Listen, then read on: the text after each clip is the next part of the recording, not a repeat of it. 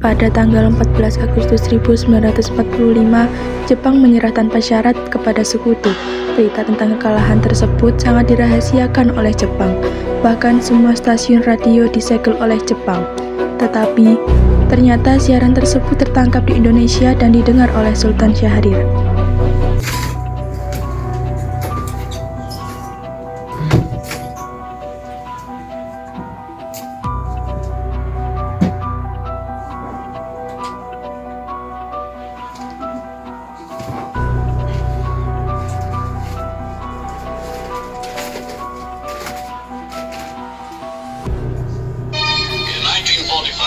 Final defeat came to the Japanese. 3 days after the war's end, a committee of national leaders proclaimed the independence of the Republic of Indonesia, with Sukarno as president. Thus, on their own initiative, seizing the freedom promised 3 years earlier by the Dutch. With the Japanese defeated, and no Allied forces at hand to take over in their place, nationalist feeling swept the people of Indonesia.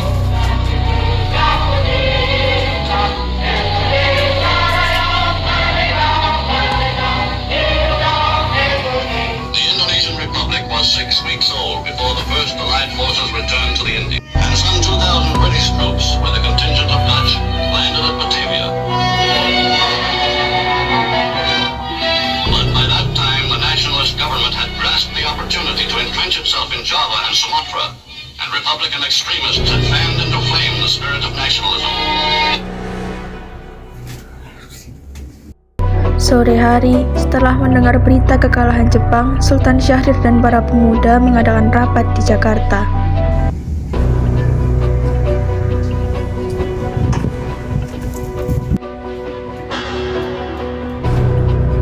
Assalamualaikum. Waalaikumsalam. Saudara-saudara sekalian, saya membawakan kabar baik, yaitu Jepang telah menyerah pada sekutu 14 Agustus 1945. Benarkah Bu Syahrir? Jika Jepang telah kalah, berarti mereka tidak lagi berkuasa di Indonesia. Ini saatnya kita harus bertindak. Indonesia sekarang telah mengalami kekosongan pemimpin. Kita harus segera mengambil alih Indonesia secepatnya. Kalau gitu kita harus meminta Bung Karno dan Bung Hatta untuk segera memproklamasikan kemerdekaan. Tapi bagaimana jika Bung Karno ingin membahas ini dalam PPKI? Tidak, PPKI ini bentukan dari Jepang. Kita tidak boleh menerima itu sebagai hadiah dari mereka. Aku setuju, kita harus segera menemui Bung Karno dan menyampaikan tuntutan ini. Baiklah, ayo kita segera menemui mereka. Rapat pun diakhiri. Keesokan harinya, pada tanggal 15 Agustus tahun 1945, Chairul Saleh, Sultan Syahrir, Bikana, dan Darwis tiba di kediaman Soekarno dengan maksud menyampaikan hasil keputusan rapat.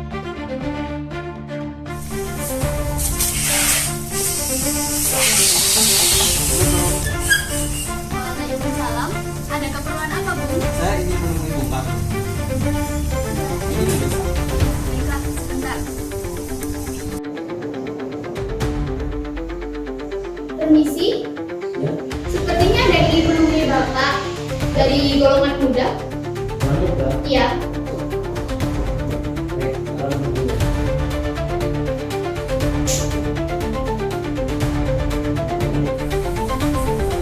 Ada apa kalian kesini malam-malam? Ayo masuk dulu.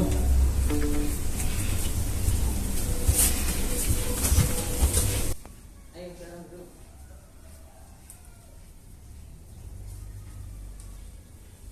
Jadi, ada apa kalian datang kesini malam-malam? Bung, kami baru saja mendengar kabar bahwa Jepang telah menyerah kepada sekutu. Ini waktu yang tepat untuk memproklamasikan kemerdekaan. Kalian yakin? Kami mendengar berita ini dari radio luar negeri, dan Jepang sudah tidak lagi menguasai Indonesia. Oleh karena itu, kami ingin agar Bung Karno dan Bung Hatta segera memproklamasikan kemerdekaan Indonesia.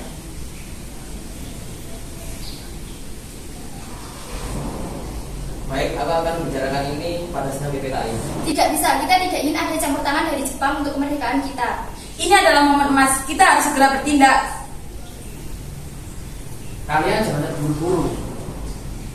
Jika kalian terburu-buru, maka Jepang akan bertindak secara represif. Justru itu, Bung. Kita tidak bisa membiarkan begitu saja. Nanti sekutu datang lagi ke Indonesia untuk menjajah. Aku tetap akan membahas ini pada sidang PPKI.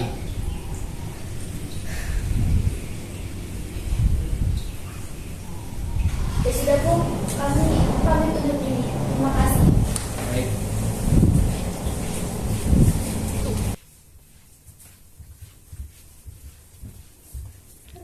Karena masing-masing mempertahankan pendapatnya, keempat orang golongan muda tersebut berpamitan kepada Bung Karno.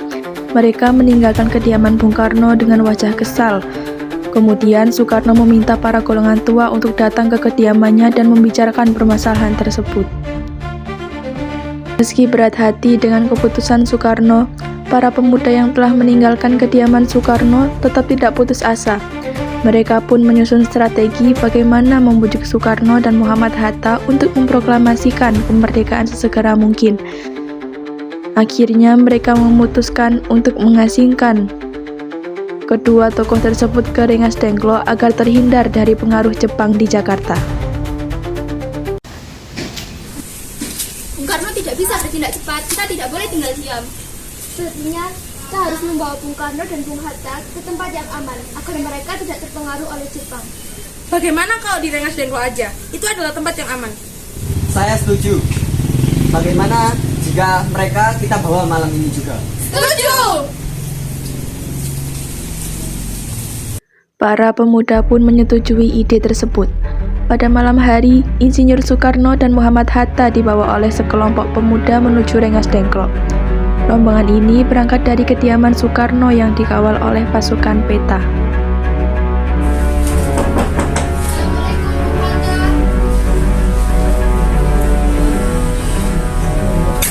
Waalaikumsalam. Ada apa? Lagi-lagi? Assalamualaikum, Bung Karno. Baik, waalaikumsalam. Siapa? Ada apa? Jadi gini, Bung. Ya.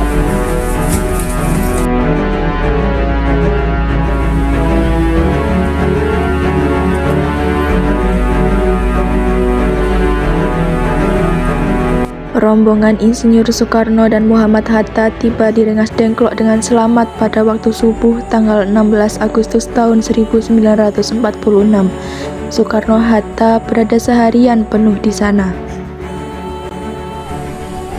Hatta, Soekarno, apa tujuan kalian membawa kami ke sini? maaf Bung, ini semua demi keselamatan Bung dan untuk kemerdekaan Indonesia. Ini penculikan. Kami hanya ingin memastikan bahwa Bung tetap memproklamasikan kemerdekaan ini. Aku akan mempertimbangkan hal ini dengan tenang. Tapi Bung, kita sudah tidak punya banyak waktu lagi. Baiklah, besok pada tanggal 17 Agustus 1945 aku akan memproklamasikan kemerdekaan. Pada pukul 5:30 sore, rombongan dari Jakarta yang dikenal oleh peta tiba di Rengas Dengklok untuk menjemput Soekarno dan Muhammad Hatta.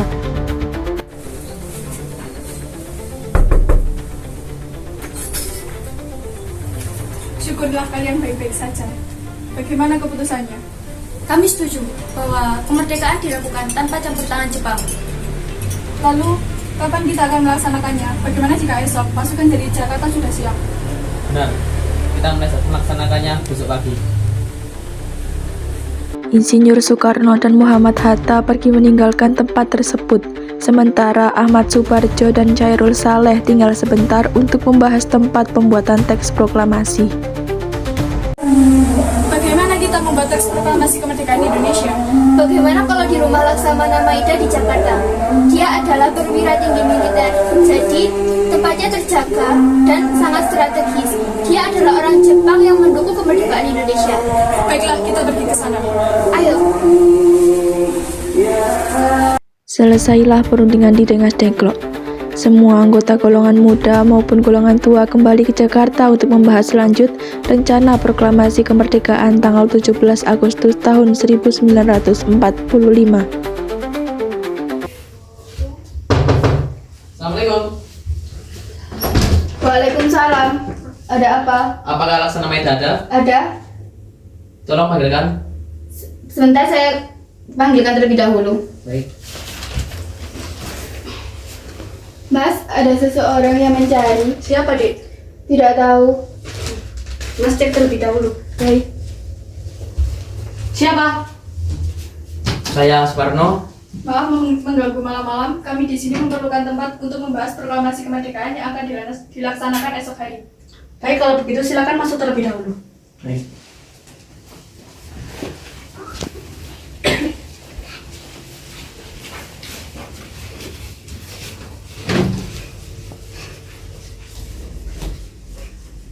Silakan duduk terlebih dahulu.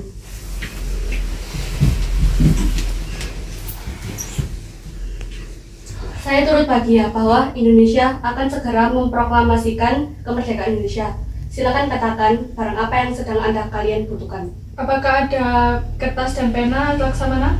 Ada.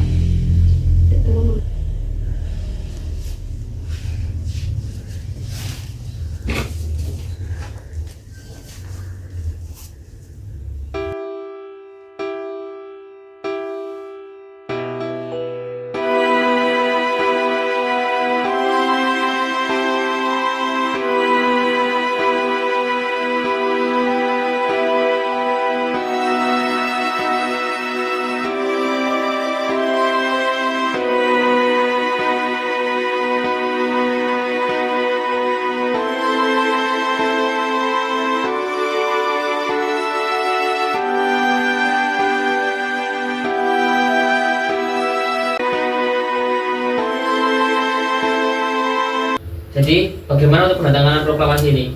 Menurut saya, teks proklamasi tidak ditandatangani oleh PPKI karena anggota PPKI buatan Jepang. Dan kita tadi sudah sepakat bahwa proklamasi dilaksanakan tanpa campur tangan Jepang. Apakah ada pendapat untuk menyelesaikan masalah ini? Saya mengusulkan bagaimana jika teks proklamasi ini ditandatangani oleh Anda dan Bung Hatta sebagai perwakilan dari bangsa Indonesia. Saya setuju. Bagaimana hadirin? Setuju! Baik.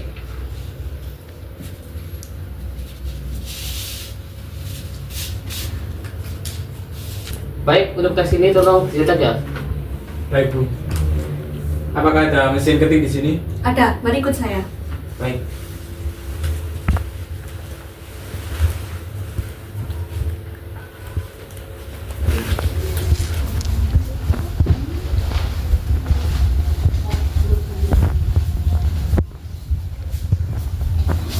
Permisi, Bu.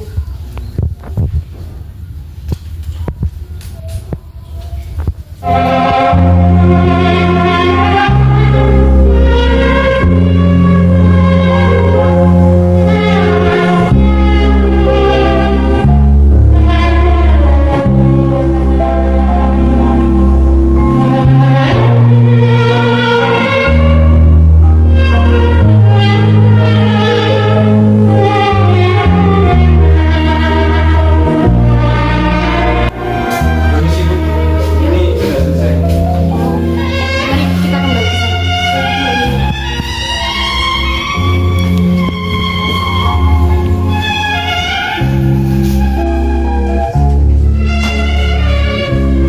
Permisi ya.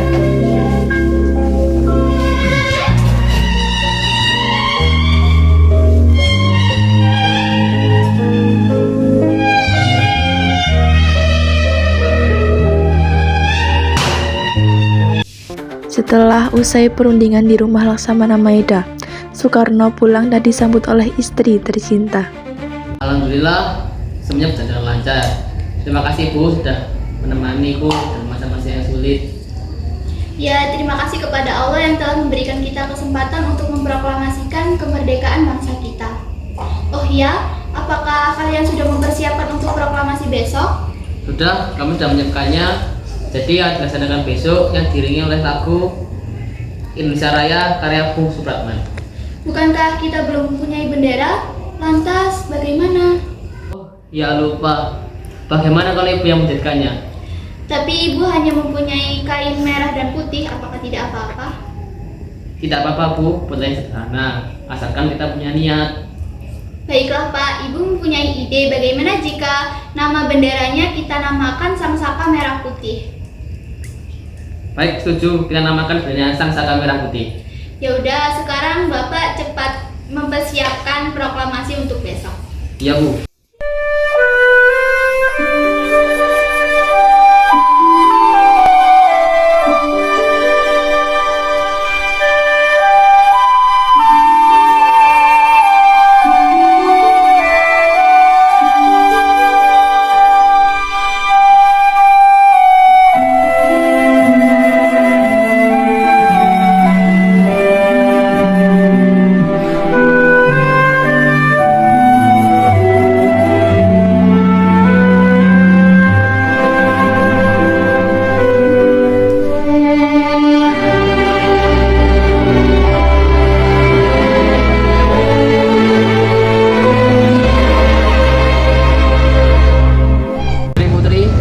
Tolong kibarkan bendera ini sebagai simbol kejayaan negeri ini. Siap, Bu. Saya akan mengibarkan bendera ini. Kerjakan. Siap.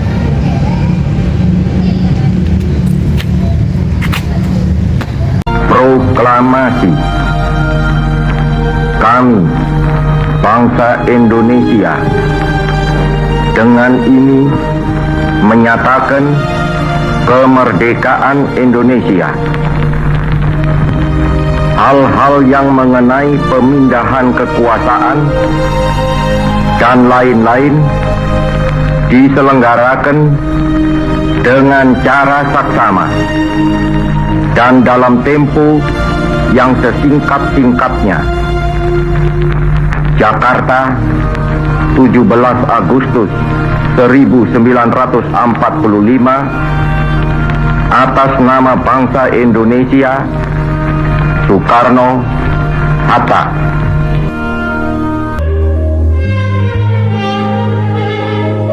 Siap, lurus.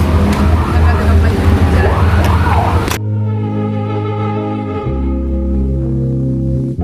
Hormat. Gerak.